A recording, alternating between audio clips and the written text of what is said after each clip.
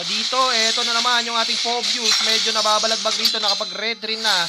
Ayan na, 2v1 situation pero medyo pulado rito ang ating Well. Nandito na mga backup galing sa NAS. Dalawa ang tumatakbo sa side na mga MVP. Pero yung ating Matilda, dinaanan lang yung ating Aurora. Pero yung ating passive ng Aurora, nag-pop na flicker out. Ito sa Blade with the Circling Eagle. Nalapagan sa bush doon pero walang magiging casualty yung Sedo.